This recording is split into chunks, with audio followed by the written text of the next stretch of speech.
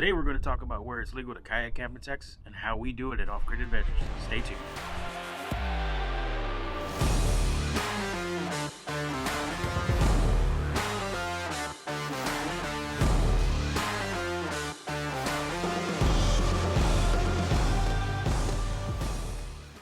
So today I want to talk about the legality of kayaking and camping in Texas. Disclaimer, this is Texas laws only. So to give you a bit of information as to why I feel I can provide you with truthful information on this specific topic is first by stating that I am a Texas police officer and have worked with several Texas Parks and Wildlife officers and game wardens on this specific issue, in real life and in practical use. For a majority of this explanation, and a big part of why we get to kayak and enjoy the outdoors, is because of the Texas Parks and Wildlife Code, from which we will be pulling our information from, as well as the Penal or Criminal Code and the Transportation Code or the Traffic Code. He said penal. Also, please stay tuned for a free subscriber giveaway at the end of this video. So the 6 common questions that I will be answering today are: what's legal when kayaking and camping and what's not? Where in the legal code does it say it's legal? What you should do if you're approached by a landowner? Who enforces these laws? Where can I park my vehicle without getting towed? What criminal laws you can be charged with if not followed? What? I can go to jail? So let's begin. What's legal when kayaking and camping? What rivers, creeks, bodies of water are considered public, and where can I find this in the legal code? We must first look at the Texas Parks and Wildlife Code to give us insight as to what the state considers public, which I will put up on the screen for you to follow. Section 1.011, Property of the State. Section C, all the beds, bottoms, and the products of the beds and the bottoms of the public rivers, bayous, lagoons, creeks, lakes, bays, and inlets of the state of the part of the Gulf of Mexico within the jurisdiction of this state are property of the state. The state may permit the use of waters and bottoms and the taking of products of bottoms and waters. So, what does this mean? If we were to refer back to our Constitution, we, the people, are the stakeholders for our governing body, which ultimately means when the code refers to the state, meaning us, the people, it's our inherent right as citizens of the state to be able to access public property to certain extents. This next section is Section 1.012, Public Freshwater. Any public freshwater lake, river, creek, or bayou in this state contained in any survey or of private land may not be sold, but shall remain open to the public. The Parks and Wildlife Department is authorized to protect the fish in public waters under rules as it may prescribe, which means we, the people, cannot be denied access to our rightful inherent land and the product of that land, the fish, which the state has deemed public. So there are 2 definitions within the Texas Parks and Wildlife Code that we must fully understand to understand what the code is trying to tell us. Section 90.001, definitions. In this chapter, definition number 3, navigable river, means a river or stream that retains an average width of 30 or more feet from the mouth or confluence up. 4, protected freshwater area, means that the portion of the bed, bottom, or bank of any navigable river or stream that lies at or below the gradient boundary or of the river or stream. The term does not include the portion of the bed, bottom, or bank that lies below tide water limits. So, what do these definitions mean? In Texas, most named rivers are going to span on an average 30 feet or more. Take, for example, the Guadalupe River. The Guadalupe River spans across a mass hundreds of miles across central Texas. That river, in most places, does not always span the 30 feet, but that river still maintains its width of 30 feet or more. Disclaimer, there are certain rivers and creeks and lakes and others that have special restrictions put out by the Texas Parks and Wildlife Code that need special passes or under special camping and navigability laws, such as the Devil's River and others that should be considered when trying to kayak and camp certain non-big name rivers. I would highly suggest doing a little bit of research on specific rivers you want to plan a trip on to see if the special restrictions apply. Another definition we must look at comes from a court case that defines gradient boundary. Let's look a little bit more in depth at where this term came from and what it really means. Division Lake Club versus Heath. The boundary line is a gradient of the flowing water in the river. It is located midway between the lower level of the flowing water that just reaches the cut bank and the higher level of it that just does not overtop the cut bank. Sounds confusing? Yeah, no. To best explain is by showing you an illustration. Let's look at an embankment to help better understand where the gradient boundary is. Halfway up from the waterway to the highest most floodplain, at the halfway mark and down, is what the courts are referring to as the gradient boundary. From this measurement and back down to the waterway is what the courts have deemed public, where you could legally camp or get out of your kayak. So the next Texas Parks and Wildlife Code we must look at is landowner rights. Section 90.007, landowner right. A prescriptive easement over private property cannot be created by a recreational use of a protected freshwater area, including by portaging over or around barriers, scouting of obstruction, or crossing of private property to or from a protected freshwater area. Nothing in this section shall limit the right of a person to navigate in or around a protected freshwater area, which we've defined. This means landowners do not own the water or property within the gradient boundary, nor can they restrict you from using what can be argued reasonably public. I do want to clarify, this does not give reason to get into a pissing match with anyone because you want to satisfy your ego of being right. You know who I'm talking. Most landowners aren't out to hurt you. They're just trying to protect their property from people who don't know how to take care of other people's stuff by leaving trash and ruining things for everybody else. We should respect all landowners, but we don't need to be pushed around by people who think they're better than most. So, let's move forward. Section 90.008, Public Access. Except as otherwise allowed by law, a person may not restrict, obstruct, interfere with, or limit public recreation use of protected freshwater area. This section does not allow the public to use private property to gain access to a protected freshwater area without permission of the landowner. Our wonderful state gives us the right to access all of our rivers, creek, and just about any other body of water, but we have to gain that access by public means, which we could use roads, parks, city properties. Now this next section. 90.0085, Camping and building fires prohibited in certain areas. This section applies to a section of the Blanco River that is not located in a county adjacent to a county with a municipality with a population of greater than 1.5 million. Section B. Notwithstanding Section 90.08a, a person may not camp or build a fire in a dry riverbed. Now this title can be a little misleading. However, as the code reads, basically, you can camp on any river except a certain section of the Blanco River, and you cannot build fires in a dry riverbed. Which you wouldn't be kayaking in the first place. With what we've currently gone over, where should you camp? What do you do if you're approached by a landowner? In my best opinion, I would look for an island as to not be so much worried what's legal and what's not, as you're already within the proper boundary limit. I do understand that in most cases an island is sometimes not feasible to camp on or not near the proper point on your trip.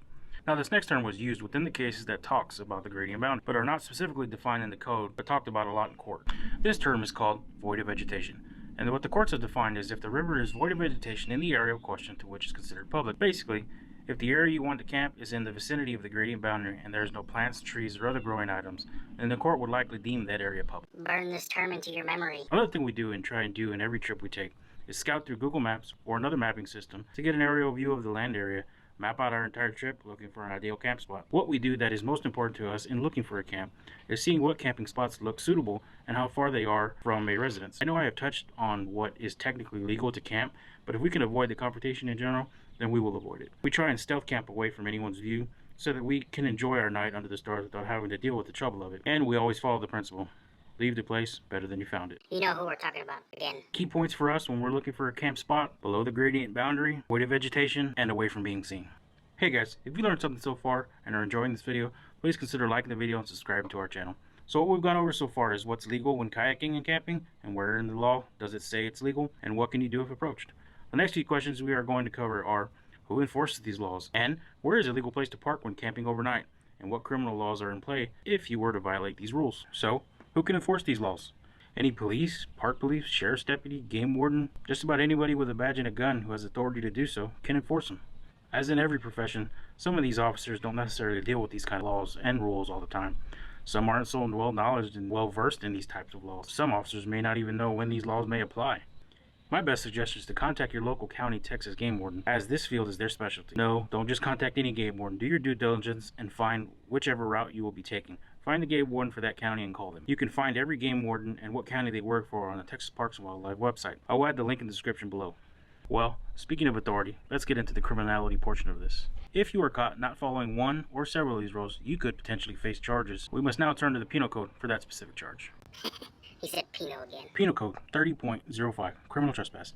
A person commits an offense if the person enters or remains on or in property of another, including residential land, agricultural land, a recreational vehicle park, a building, or an aircraft or other vehicle without effective consent, and the actor had notice that the entry was forbidden, or received notice to depart but failed to do so. For purposes of this section, entry means intrusion of the entire body. Notice means oral or written communication by the owner or someone with apparent authority to act for the owner. Fencing or other enclosed obviously designed to exclude intruders or to contain livestock. A sign or signs posted on the property or at the entrance to the building reasonably likely to come to the attention of intruders and indicating that the entry is forbidden. The placement of identifying purple paint on trees or posts on the property. Definition 8. Protected freshwater area has the meaning assigned by section 90.001 of the Parks and Wildlife Code, which we've gone over. An offense under this section is a Class C misdemeanor, except as provided by subsection 3 if the offense is committed on agricultural land or within 100 feet of the boundary of the land, on residential land within 100 feet of a protected freshwater area. My best suggestion is if you are approached by a landowner, you should be respectful and courteous to them. If it isn't too much of a hassle and not going to put yourself and others in danger, just move on down the river a short bit and avoid the problem.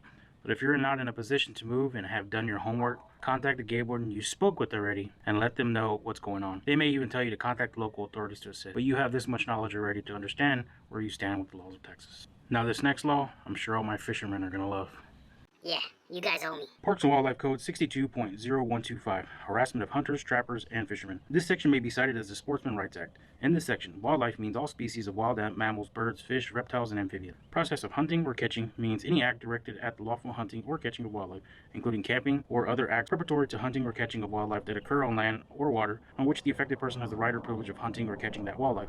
No person may intentionally interfere with any person lawfully engaged in the process of hunting or catching wildlife. No person may intentionally harass, drive, or disturb any wildlife for the purpose of disrupting a person lawfully engaged in the process of hunting or catching wildlife.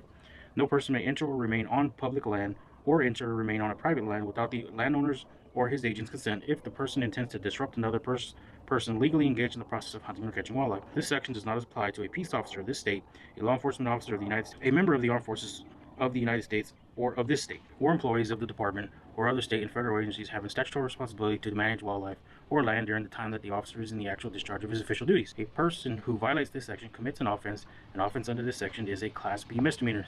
They're going to go to jail. So, while in the action of fishing legally on a navigable river and being up to date on your license and following all the rules of fishing, no one, and I repeat, no one can harass you by doing these things. My best suggestion is to begin recording with whatever you have, even your phone. Ask some questions, save your exact location, then contact your local game warden, report these people, stating you want to file a complaint. When and if they do arrive, show them the video and whatever information you have, and let the system work itself out. Okay, so lastly, where can you park without getting towed? For this part, we've got to turn to the traffic code. So many codes I never knew about. God. So, let's review these 4 laws, and I'll explain after. Abandoned motor vehicle. Section 683.002. For the purpose of this chapter, a motor vehicle is abandoned if the motor vehicle is inoperable, is more than 5 years old, and has been left unattended on public property for more than 48 hours. Has remained on private property without the consent of the owner or person in charge of that property for more than 48 hours. Has been left unattended on the right-of-way of a designated county, state, or other federal highway for more than 48 hours. Section 683.003. Conflict of laws affect other laws. This chapter does not affect a law authorizing the immediate removal of a vehicle left on a public property that is an obstruction to traffic. Section 683.011. Authority to take an abandoned motor vehicle into custody. A law enforcement agency may take into custody an abandoned motor vehicle, aircraft, watercraft, or outboard motor found on public or private property. A law enforcement agency may use agency personnel, equipment, and facilities or contract for other personnel, equipment, and facilities to remove, preserve, store, send notice regarding, and dispose of abandoned motor vehicle, aircraft, watercraft, or outboard motor taken into custody by the agency under this chapter. Section 683.074. Authority to abate nuisance and procedures. A municipality or county may adopt procedures that conform to this subchapter for a abatement and removal from private or public property of a public right-of-way of a junk vehicle or park a junk vehicle as a public nuisance. So in short, do not park anywhere your vehicle could be considered a safety hazard or blocking the roadway, and for no longer than 48 hours. Even if your vehicle is left off the roadway and is in an area of the roadway and could potentially be a hazard if due to a bridge, turn, or otherwise, could give reason to have it towed for it being a hazard. So, again, best suggestion would be to park as far off the roadway as possible. Yes, cities and counties do have the authority to change some of these rules as to where and how you park near a public access point. In most cases, the city or county has to put up signs stating what is not allowed. 100 feet from a bridge, 200 feet from a bridge, no parking zones. If you are to violate these rules, your vehicle can be towed at your own expense.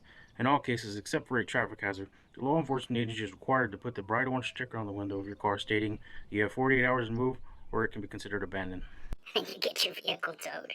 In every county and part of the state, the landowners do not own the property that is directly in front of their property. The state considers this an easement, and what gives an obvious clue is the fence, like in this photo. Landowners cannot tell you to move unless you're blocking the driveway. Then you can be towed. Alright folks, it's time for our giveaway. And so in this video's giveaway, we are giving out our channel stickers to 25 lucky subscribers. These stickers are totally free and we will mail them out to you. Rules of the challenge are you must have subscribed to the channel, liked the video, and commented below, "Adventure is anywhere." First 25 people to do so will get a free sticker. Once all 25 have been selected, we will comment back with a thumbs up and shoot you a message for shipping detail. If y'all would like to see a video of all the gear we used when we go out kayaking and camping, shoot me a comment below. Let me know if you'd like to see something like that. I'll also put links at the bottom of this video and of all the description of all the items we take when we go camping. Alright everyone, well that wraps up my best explanation of where it's legal to kayak and camp in Texas. I do know for a fact these laws apply and are applicable, as I have had my fair share of landowner run-ins, and I've had to call and embarrass the landowner in front of a few deputies and a game warden, but they got the hint. Hope you learned something from this video. If you have any further questions, please comment below and I will answer them accordingly. If you would like a full printout of these laws, please drop a like and shoot me a comment, and I will email you them all for your use out on the water. And remember, adventure is anywhere. What does that even mean? The recording.